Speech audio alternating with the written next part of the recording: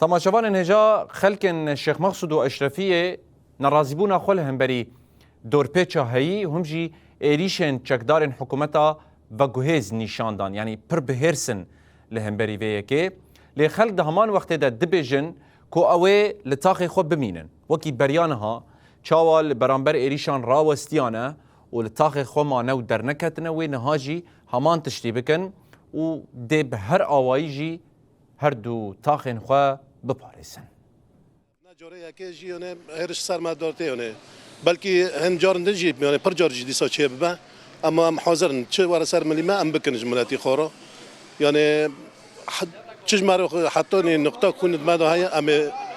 برپرسیار بن یعنی سرواتشتی ام جات ما کومین خو فکرن حیانی اول ما مجلس جی هات مجلس خو فکرن هر کس که یعنی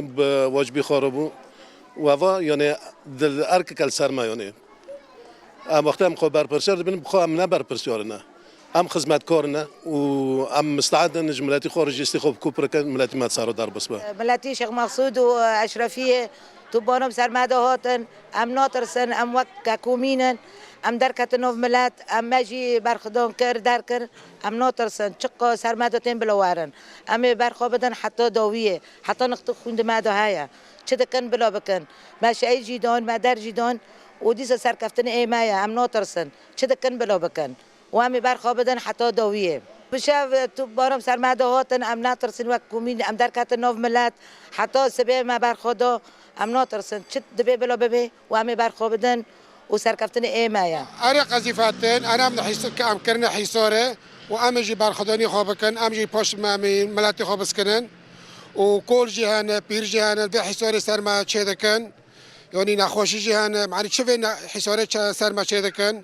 انه مكون عربي جهان انه ماذا ام ندمي ام كرتانكن ام حد ملاتك تدوي تاخدونه وامي برخداني خوبكن هب شعبو هب كلنا هب بيرنو كي كدارن ها لما حصار دکن دلین دو خضره دو لحوم دو درمان هر مستشفی ما درمان نمونه جز چیه دست به دشمن لقیه لسر ما چه دبه که کوننا شعبم